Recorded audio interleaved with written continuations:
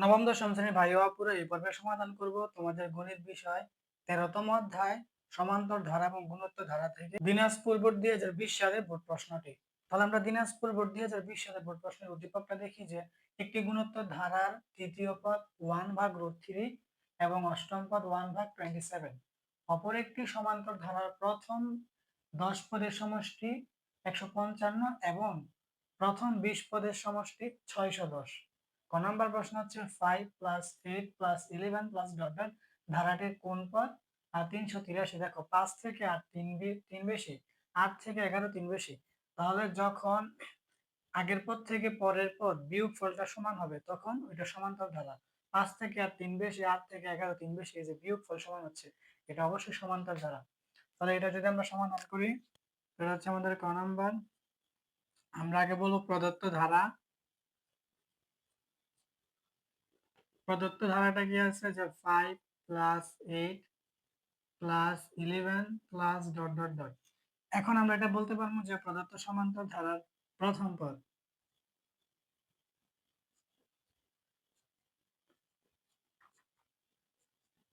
সমান্তর ধারার প্রথম পদকে লেখা হয় এ দিয়ে। তাহলে প্রথম পদ হচ্ছে এখানে 5, তারপরে সমান্তর ধারার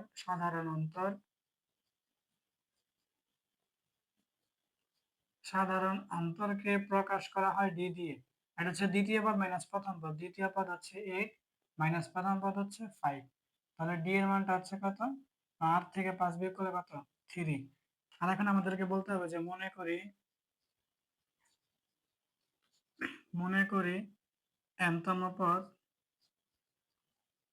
করি nতম পদ সমান এই যে এইটা। তারা যে মানটা দিয়েছে যে 383, এটা আমরা ধরবো যে মনে করি nতম পদ সমান 383। এখন আমরা সূত্রটা লিখবো যে আমরা জানি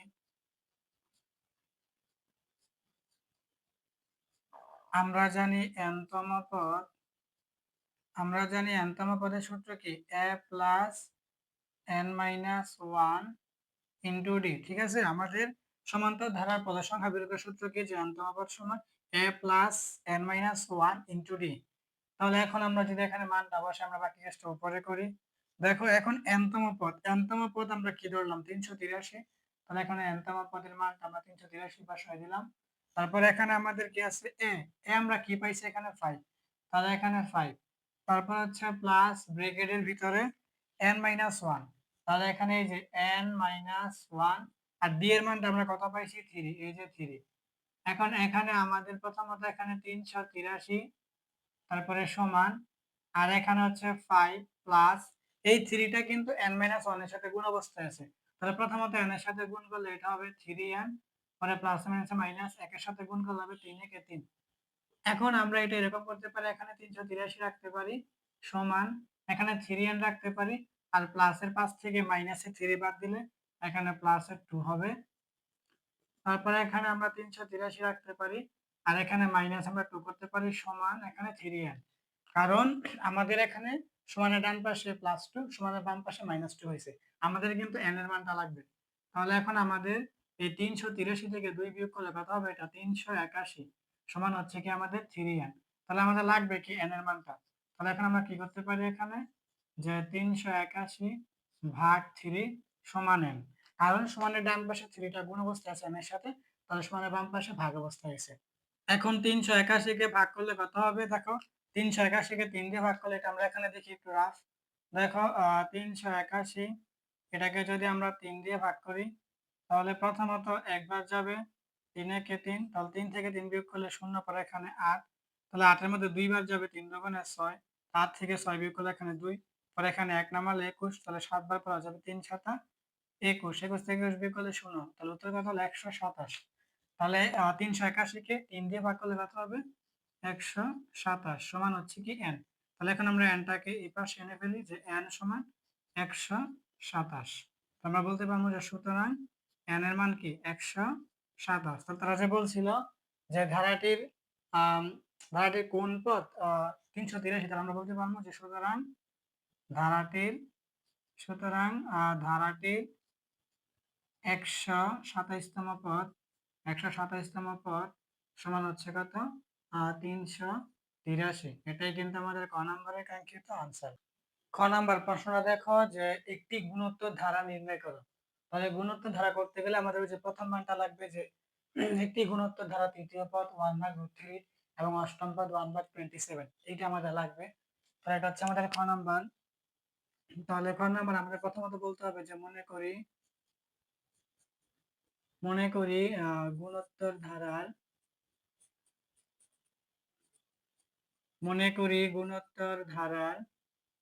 প্রথম পদ সমান এ এবং গুণোত্তর ধারার সাধারণ অনুপাত সমান আর এই কথা লিখতে হবে যে মনে করি গুণোত্তর ধারার প্রথম পদ এ এবং গুণোত্তর ধারার সাধারণ অনুপাত হচ্ছে আর। এখন আমাদেরকে এখানে এনতম পদের সূত্র ব্যবহার করতে হবে, যেহেতু এখানে আমাদের তৃতীয় পদ আছে আর অষ্টম পদ আছে, তার তৃতীয় পদের অষ্টম পদের মান আমাদের এখানে বের করতে হবে। তাহলে আমরা বলতে পারবো যে তৃতীয় পদ সমান তাহলে এনতম পদের সূত্র হচ্ছে এ আর পাওয়ার n - 1। তাহলে এখানে কি হবে এ আর পাওয়ার n, n মানে তৃতীয় পদ 3 - 1। তাহলে এখানে কি হবে এ আর 3 থেকে 1 বিয়োগ করলে কত হবে 2। এটা হচ্ছে আমাদের এই তৃতীয় পদ। পরে গেছে অষ্টম পদ। তাহলে এখন আমরা বলবো যে অষ্টম পদটা কি হবে এ আর পাওয়ার 8 - 1। এটা কি হবে এ আর পাওয়ার 7। এখন আমরা বলতে পারবো যে প্রথম শর্ত মতে প্রথম শর্তটা আমাদের কি তৃতীয় পদের মানটা আমরা কি পাইলাম যে এ আর পাওয়ার 2। তাহলে তৃতীয় পদের মান আমাদের এখানে কি দেওয়া আছে 1/√3। তাহলে এখানে মানটা বসাও যে 1/√3 আর এটাকে 1 নং সমীকরণ ধরে নিবা। এটা হচ্ছে 1 নং সমীকরণ। তারপরে এখানে দ্বিতীয় শর্ত মতে বলতে হবে যে দ্বিতীয় শর্তটা হচ্ছে আমাদের কি এ আর পাওয়ার 7 মানে অষ্টম পদের মান কি আছে যে 1/27। এটা হচ্ছে কি 2 নং সমীকরণ। এখন এই গুণোত্তর ধারার ক্ষেত্রে কি করতে হয় সমীকরণকে ভাগ করতে হয়, বলতে হবে 2 নংকে 1 নং দ্বারা ভাগ করে পাই। এখন এটা বলতে হবে যে 2 নংকে 1 নং ধারা 2 নংকে 1 নং ধারা ভাগ করি। 2 নংকে 1 নং দ্বারা ভাগ করি বা 2 নংকে 1 নং দ্বারা ভাগ করে পাই। তাহলে আমাদের 2 নংটা কি আছে যে এ আর পাওয়ার 7 ভাগ 1 নং হচ্ছে আমাদের এ আর পাওয়ার 2 সমান আমাদের 2 নং হচ্ছে কি 1/27 ভাগ 1 নং হচ্ছে আমাদের কি 1/√3। এটা যে আমরা কাটাকাটি করি তাহলে প্রথমত উপরে আর নিচের কাটা হয় আর এখানে দুইটা আর থেকে একটা আর কমন, এখানে পাওয়ার 7 থেকে -2 বিয়োগ হবে, কারণ ভাগের সময় পাওয়ার কি হয় বিয়োগ হয়।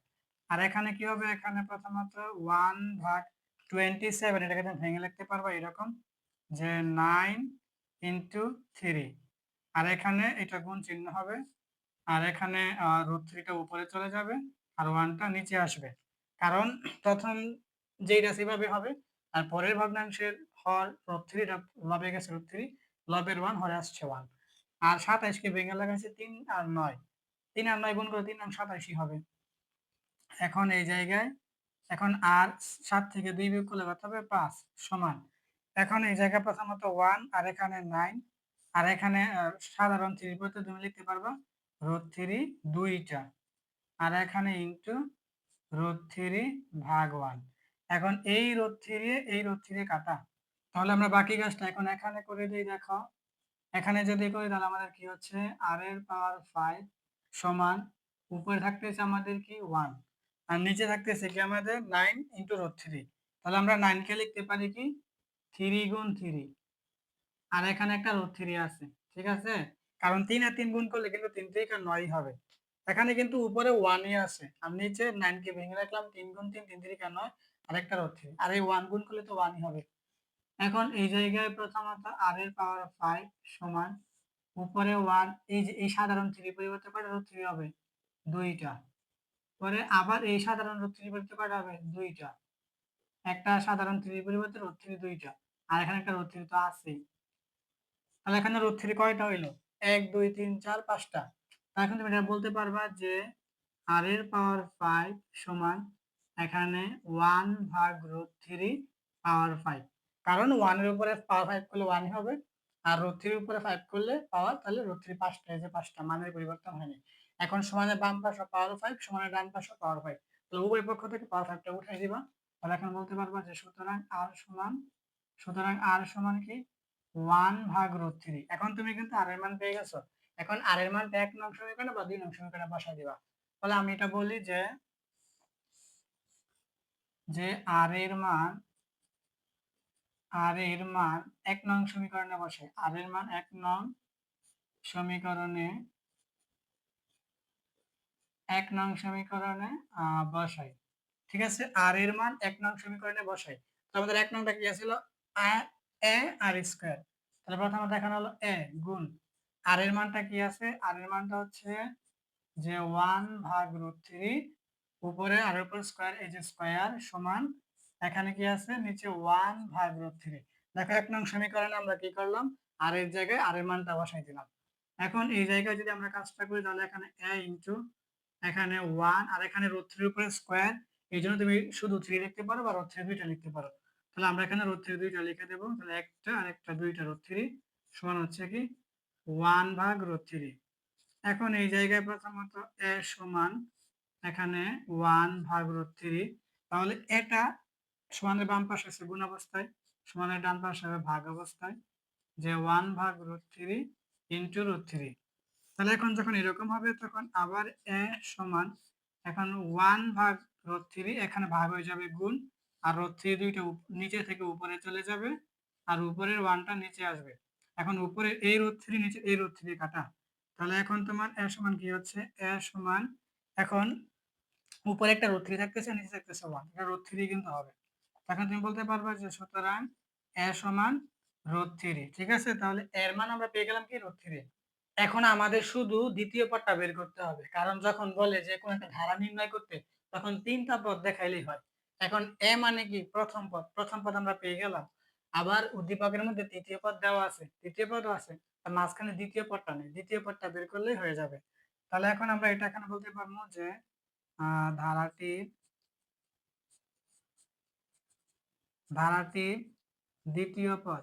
তো দ্বিতীয় পদের সূত্র কি হবে, a আর পাওয়ার n-1, তাহলে n হচ্ছে 2 -1, তাহলে এখানে হচ্ছে কি a আর পাওয়ার কি 1।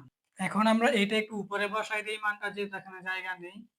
তাহলে এখন আমরা এখানে প্রথমত এর মান হচ্ছে আমাদের কত √3 গুণের সম্পর্ক, আর r এর মান আমরা কি বের করছিলাম, r এর মান আমরা বের করছি 1/√3। এখন আমরা বসাই যে 1/√3, এটা নিচে মনে মনে 1 আছে, তাহলে উপরে √3 নিচে √3 কাটা, তাহলে এখন আমাদের এটা থাকতেছে কি শুধু 1, এই যে আমাদের 1। তাহলে এখন আমরা বলতে পারবো যে সুতরাং সুতরাং নির্ণয় ধারা সুতরাং নির্ণয় ধারাটি সুতরাং নির্ণয় ধারাটি আমাদের প্রথম পদ কত, এ মানে প্রথম পদ, তাহলে প্রথম পদ কত √3, তাহলে আমরা এখানে বলি যে √3 প্লাস দ্বিতীয় পদ, দ্বিতীয় পদ আমাদের কি আছে 1 প্লাস তৃতীয় পদ, তৃতীয় পদ কিন্তু উদ্দীপকে দেওয়া আছে যে 1/√3, এখানে মানটা বসাও যে 1/√3, তারপরে plus dot dot dot dot দিয়ে দাও, এটাই কিন্তু আমাদের খ নম্বরের কাঙ্ক্ষিত আনসার। সর্বশেষ গ নাম্বার প্রশ্নটা আমরা দেখি যে সমান্তর ধারার 30তম পদ নির্ণয় করো। তাহলে এটা আমাদের এই যে মানটা লাগবে, যে বলছিল অপর একটি সমান্তর ধারার প্রথম 10 পদের সমষ্টি 155 এবং প্রথম 20 পদের সমষ্টি 610, এই দুইটা মান আমাদের লাগবে। তাহলে হচ্ছে আমাদের গ নাম্বার। তাহলে গ নাম্বারটা আমরা বলি যে মনে করি সমান্তর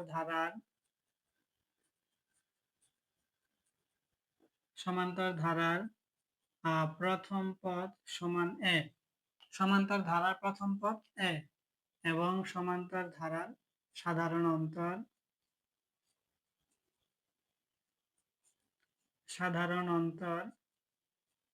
অন্তর সমান d। ঠিক আছে, সমান্তর ধারার প্রথম পদ a, সমান্তর ধারার সাধারণ অন্তর সমান d। এখন আমাদের যোগফলের সূত্রটা লাগবে। সমান্তর ধারার যোগফলের সূত্র কি, যে n সংখ্যক পদের সমষ্টি কি n ভাগ 2 into 2a plus n-1 into d, এই সূত্রটা আমাদের লাগবে। এখানে যেহেতু প্রথমত আমাদের 10তম পদ না 10তম পদের মান লাগবে, আমরা বলবো যে 10তম পদের 10তম পদের সমষ্টি। 10তম পদের সমষ্টি কি হবে তাহলে n ভাগ 2। তাহলে n মানে কি আমাদের 10, 10 ভাগ 2 into 2a plus n minus 1। তাহলে n কি আমাদের 10 মাইনাস 1 ইন্টু d, ঠিক আছে এইটা। তাহলে এখন 10কে 2 দিয়ে ভাগ করলে কত হবে 5 ইন্টু আমাদের 2a প্লাস এখানে 10 থেকে 1 বিয়োগ করলে কত হবে 9, আর এই 9 দিয়ে সাথে গুণ করলে কত হবে 9d মানে 9d, আর এখানে ফার্স্ট ব্র্যাকেট দিলেই হয়ে যাবে। তাহলে কত হচ্ছে যে 5 ইন্টু 2a প্লাস 9d। তারপরে আমাদের এখানে দেখো বলা আছে আবার প্রথম 20 পদের সমষ্টি। তাহলে এখন আমরা বলবো যে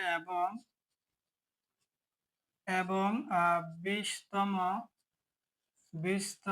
পদের সমষ্টি। 20তম পদের সমষ্টি তাহলে n ভাগ 2, তাহলে n মানে কি 20, 20 ভাগ 2 into 2a plus n minus 1। তাহলে n মানে কি 20 মাইনাস 1 ইন্টু d। তাহলে এখন 20কে 2 দিয়ে ভাগ করলে কত হবে 10। তারপর এখানে কত আছে 2a প্লাস এখানে 20 থেকে 1 বিয়োগ করলে কত হবে 19, আর 19 এর সাথে d গুণ করলে হবে 19d। এর মানে এখানে কত হবে 19d। এখন আমরা কিন্তু এখানে 10তম পদের মান পাইছি, আবার 20তম পদের মানও পাইছি। এখন আমাদের 10তম পদের মানও দেওয়া আছে 155, 20তম পদের মান দেওয়া আছে 610। এখন আমরা প্রথম শর্ত মতে দ্বিতীয় শর্ত মতে বললে আমাদের কাজ হবে। তাহলে দেখো এটা আমরা এখানে উপরে করি। এখন আমরা এখানে বলি দেখো যে প্রথম শর্ত মতে প্রথম শর্ত আমরা কি পাইছি, প্রথম শর্ত মতে আমরা এটা পাইছি যে 5 ইন্টু 2a প্লাস 9d সমান, এটা আমাদের কি ছিল প্রথম 10তম পদ। 10তম পদের মান কি পাইছি আমরা, এখানে দেওয়া আছে 155, তাহলে এখানে 155। এখন এই জায়গায় তাহলে দেখো 2a প্লাস 9d সমান এখানে কত হবে 155 ভাগ 5, কারণ এই 5টা সমানের বাম পাশে গুণ অবস্থায় ছিল 2a প্লাস 9d এর সাথে, এখন এটা সমানের ডান পাশে ভাগ অবস্থায় হয়েছে। তাহলে এখন বলতে পারবা যে সুতরাং 2a প্লাস 9d সমান, এখন 155কে যদি আমরা 5 দিয়ে ভাগ করি কত হবে দেখো, এটা 5 দিয়ে ভাগ করলে কত হবে প্রথমত 3 5 15 হবে। 15 থেকে 15 বিয়োগ করলে 0 পরে 5 না হলে 5, তাহলে এটা কয়বার যাবে একবার, যে 5 থেকে 5 তাহলে 0, কত হচ্ছে 31। এটা কত হচ্ছে 31, এটা হচ্ছে কি 1 নং সমীকরণ, ঠিক আছে। তাহলে আমরা এটা মুছে দিই, এটা আমাদের অতিরিক্ত অংশ লাগবে না। তাহলে আমাদের 1 নং সমীকরণ হয়ে গেল। এখন আমরা বলবো দ্বিতীয় শর্ত মতে, এটা হচ্ছে কি দ্বিতীয় শর্ত মতে আমাদের এটা ছিল, এটা আমরা পাইছিলাম যে 10 ইন্টু 2a প্লাস 19d সমান, মানে আমাদের 20তম পদের মান আমরা কত দেওয়া আছে এখানে 610, তাহলে এখানে কত হচ্ছে 610। তাহলে এখানেও সেম কাজ, এখানে 2a প্লাস 19d সমান এখানে 610, এইটা এখানে 10 ভাগ হবে, কারণ আগেরটার মতোই আমাদের এই সমানের বাম পাশে 2a প্লাস 19d এর সাথে 10টা গুণ অবস্থায় আছে, তাহলে ডান পাশে ভাগ অবস্থায় হইলো। তাহলে এখন আমরা বলে দেব সুতরাং এখানে 2a প্লাস 19d সমান, আমরা দেখি 610কে যদি শুধু 10 দিয়ে ভাগ করা হয় তাহলে প্রথমত 61-র মধ্যে কয়বার যাবে, 61-র মধ্যে 10 এর নামটা পড়া যায় কত 6 বার, 6 10 60, তাহলে 61 থেকে 60 বিয়োগ করলে কত হবে 1, আর এখানে হচ্ছে 0, তাহলে একবার পড়া যাবে 10 একে 10 0, তাহলে উত্তর কত হচ্ছে এখানে 61। তাহলে এখন আমাদের কত হবে এখানে 61, আর এটাকে আমাদের ধরতে হবে কত 2 নং সমীকরণ, আর এটা আমরা এখন মুছে ফেলি, এটা আমাদের একটা রাফ। তাহলে এখন গুণোত্তর ধারার ক্ষেত্রে একটা সমীকরণ থেকে আরেকটা সমীকরণকে ভাগ করা হয়, আর সমান্তর ধারার ক্ষেত্রে একটা সমীকরণ থেকে আরেকটা সমীকরণ বিয়োগ করা হয়। তাহলে এখন আমরা বলবো যে 2 নং কে 1 নং দ্বারা বিয়োগ করি, বা 2 নং থেকে 1 নং 2 নং থেকে 1 নং বিয়োগ করি, 2 নং থেকে 1 নং বিয়োগ করি। তাহলে এখন আমরা মানটা বসাই, আমাদের 2 নংটা কত আছে, আমাদের 2 নংটা হচ্ছে 2a প্লাস 19d সমান হচ্ছে কত আমাদের 61, আর 1 নং সমীকরণটা হচ্ছে আমাদের কত 2a প্লাস 9d সমান হচ্ছে 31। আর আমরা জানি যখন আমরা দুইটা সমীকরণ বিয়োগ করি তখন আমাদের নিচের চিহ্নগুলো পরিবর্তন হয়ে যায়, যেমন এটা প্লাস থেকে মাইনাস, এটা প্লাস থেকে মাইনাস, এটা প্লাস থেকে মাইনাস, এটা -2a আর +2a কাটা, এখানে 19টা ডি প্লাসের থেকে মাইনাসে 9টা ডি বাদ দিলে এখানে প্লাসের 10টা ডি থাকবে, সমান এখানে 61 থেকে 31 বিয়োগ করলে এখানে কত হবে? 30 হবে। তাহলে এখন এটা কি হবে? ডি সমান এখানে 30, এখানে সমানের বাম পাশে 10 টা আছে ডি এর সাথে গুণ অবস্থায়, তাহলে